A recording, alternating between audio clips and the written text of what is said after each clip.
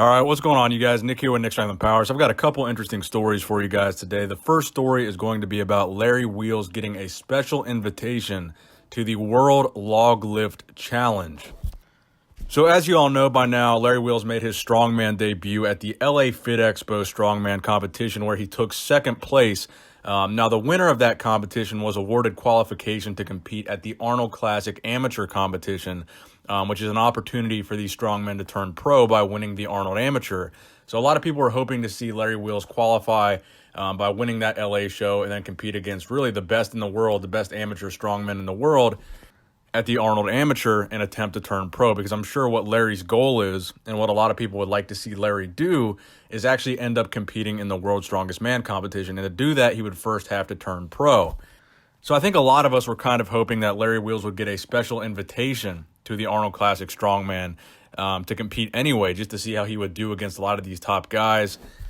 And also considering the fact that he did so well at his first ever strongman competition in LA, and the fact that he's a big name and just a guy that I think a lot of people would like to see compete at the Arnold Amateur. I think that's what a lot of us were hoping for. Now, we have not seen that happen yet. There's still 3 weeks, so there's a potential that it might.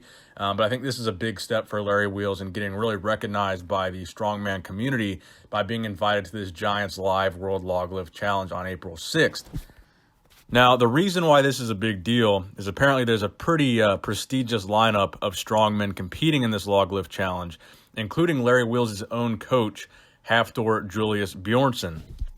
So it should be interesting to see Larry actually in direct competition with his own coach, Hafthor, and it should be interesting to see how he fares against this lineup as well.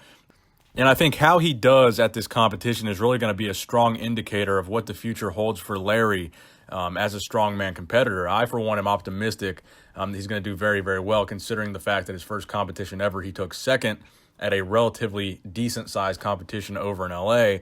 I think the future is looking pretty hopeful as far as Larry competing in strongman, because while there's not a ton of money in competing in strongman, there's much more money in competing in professional strongman than there is in competing in professional powerlifting. And I would say that Larry has probably done everything he's hoped to achieve in powerlifting. He's crushed all kinds of world records. So I think this is the only logical next step for him. He tried bodybuilding at NPC Nationals. It didn't go so well.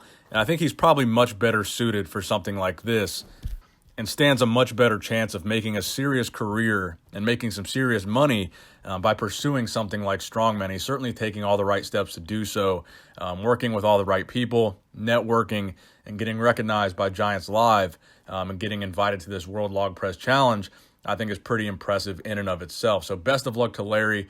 I hope to see him do very, very well at this competition, and I hope he has a bright future in strongman if that's what he's choosing to do. Now, the next story in related news, Larry's coach, Hafthor Bjornsson, recently deadlifted 1,042 pounds, or 473 kilograms. And this was posted on Larry Wheels' story. And again, Hafthor Bjornsson is getting ready to compete in the Arnold Classic Strongman professional competition. So this is a pretty big deadlift, and apparently is a PR for Thor going into this competition. So I think things are looking pretty good for Hafthor Bjornsson, who, by the way, last year won the Arnold Classic Strongman competition for the first time in 2018. So this year he will be returning to Columbus, Ohio to defend that title against this lineup. So this lineup was actually posted about 4 hours ago by the Arnold Sports Festival. So Maciej Belsic, Hafthor Bjornsson, Jean-Francois Caron, Ranu Hainla, Mateusz Kieliszkowski, I'm sure I just butchered that, Martin Lisis, Alexei Novikov, Jerry Pritchett, Brian Shaw, and Mikhail Shilvikov. So a lot of those names were pretty hard, so I probably butchered a lot of those. But I think the main thing that a lot of people are looking forward to seeing here is, number one, can Hafthor Bjornsson defend his title? Number two, could Brian Shaw come back and win the Arnold Classic Strongman again? And based on the progress that we've been seeing Hafthor Bjornsson make on social media lately, I think the chances are pretty strong for him repeating and defending that title. So best of luck to Hafthor, best of luck to Brian Shaw, and really looking forward to watching the Arnold Strongman Classic in Columbus, Ohio. Now, next up in the news, another semi-related story to the previous story, and that is Arnold Schwarzenegger's son, Joseph Buendia.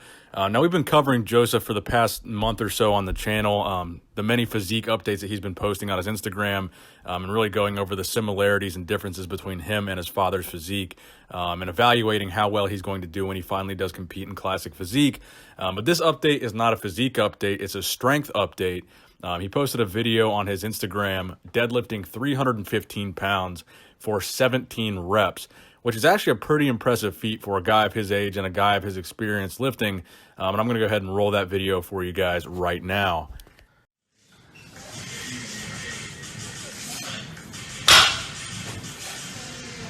Come on. Come on. Come on. 8, 9, 10. Go. Come on. Throw. No. Go. Go. 4 more. 13. Go. 14. 15. Come on, baby. Come on. 1 more. Come on. Use your legs, bro. Go. One leg. Go. So shout out to Joseph Buendia, very impressive, and I wish him continued success in his training for his first ever classic physique competition. Now, the next story that I have for you guys is something that a lot of people have been tagging me in and showing me and sending me links to. And it's about Keone Pearson. So this guy is competing in the classic physique division of the Arnold Classic 2019. And for me, this guy is one of the top prospects at this show. I think Keone Pearson has one of the best structures, one of the best V-tapers, some of the best arms, one of the best vacuum poses in this classic physique division today. And I think he has a very extreme potential to become a top 3 guy at this year's Arnold Classic. I honestly believe that. I think when you're talking about top tier genetics, top tier structure, and just top tier muscle bellies and just everything that classic physique is looking for, I think Keone Pearson is one of the brightest stars in this division, and has one of the brightest futures in this division. I think Keone is really one of the most amazing classic physique competitors, the young up-and-comers, that I've seen so far. Now, the controversy is stemming from this episode of Ask PJ Braun, where they are touting Keone Pearson as the best natural bodybuilder ever. So essentially, in this video, they say that Keone Pearson is natural, and they have the blood work to prove it. So I think that's an interesting question to pose and something that I want to hear from you guys in the comment section below. Do you think it's possible that Keone Pearson could be natural or not? I'm not going to give my opinion in this video or debate it in this video. I think that's a topic for a video in and of itself. But for the sake of this video, I want to know what you guys think. Do you think it's possible, or do you think it's even likely that Keone Pearson could be a natural bodybuilder? Again, I do think that Keone has probably some of the best genetics that I've seen for classic physique. The arm genetics alone, I mean, are pretty amazing. So let me know what you guys think about this story in the comment section below. I'm very, very curious to read your responses to this and hear what you guys think about this, because I think it's a pretty fascinating topic and also a pretty bold claim. But again, I'm a very big fan of Keone and very optimistic that he's going to be one of the top guys at this year's Arnold Classic. No question in my mind. So no hate here for Keone Pearson. Just an interesting debate. Now, this next story is going to be for all you men's physique guys. I know a lot of you guys are into men's physique. I'm not so much into it. I don't follow it that closely, but I know a lot of men's physique guys still watch my videos. So I thought this post by Jeremy Buendia was actually a pretty interesting post here, talking about how the side variation pose that he does is now a mandatory pose in men's physique. Now, the interesting thing about this revelation is I do remember Jeremy Buendia catching a lot of flack from other competitors for not hitting the pose straight on and kind of putting his own flair on the pose, which was obviously very advantageous to him because it showed off his strongest points, hit his weakest points, and it was really one of the best ways to present his physique. And now, according to the NPC, that is now a mandatory pose in men's physique. Now, I know this pose is something that's pretty common nowadays. If you go to any local show and there's a men's physique division, you're going to see a lot of guys hit this side variation of the pose, and it wasn't really mandatory up until now. But I do remember Jeremy Buendia being really the first guy to kind of popularize this variation of the pose. So I think it's kind of cool that they actually made this mandatory, because I do remember all the flack that he got for hitting it that way. And really, he kind of changed the whole division, essentially, with this pose. Now, the next story that I have for you guys today, there is an update on the transgender powerlifter J.C. Cooper situation. Shortly after that situation and J.C. Cooper's request to compete in the USAPL was denied on the basis of the fact that she was, in fact, a male-to-female transgender, Representative Ilhan Omar requested that there was an investigation into the USAPL, or USA Powerlifting, and their discrimination against a member of the Minnesota trans community. Respect for human rights includes protections for our trans brothers and sisters. So there was a request that the USAPL be investigated. Now, fortunately, recently, it seems common sense has prevailed, and the Minnesota Attorney General, Keith Ellison, actually ended up declining Congresswoman Ilhan Omar's request to investigate USAPL for barring J.C. Cooper on the basis that prosecuting weightlifters is not part of his jurisdiction. So I think this is a good thing. I think USAPL made the right call here, and I think the Minnesota Attorney General made the right call here as well. Again, I think this is an attempt by both the media and politicians to try to politicize this issue to further their own agendas and to try to get publicity for themselves and for their agendas. And really, I don't think it has anything to do with the intent behind why the USAPL did this. Again, I think the USAPL was just trying to make the competitions as fair as possible for its competitors, male and female. And there was nothing insidious or hateful or discriminatory about the reason why they did not allow this male to female transgender to compete against born females. So I think the attempt to politicize this was really just mostly nonsense. And again, I think the USAPL just trying to make things as fair as they possibly can for their competitors.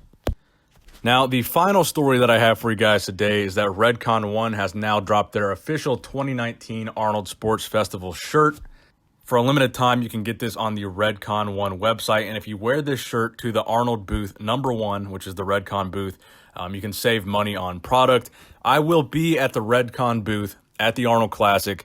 I'll be there on Saturday for about 3 hours. I'm not exactly sure what the time window is going to be, but it will be Saturday, and it will be for about a 3-hour window. So if you want to meet me, I'm going to bring some stuff to give away to the first few people that come there.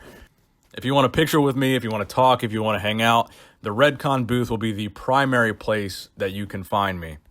And if you want to buy this exclusive Arnold Classic Redcon shirt, there will be a link in the description box below for you to do so. So thank you guys for watching the video. Please give it a thumbs up if you did enjoy it. Again, let me know all your thoughts on the stories covered in this video in the comment section below. Please subscribe if you have not subscribed already. And thank you guys for watching the video. Nick Strength and Power, signing out.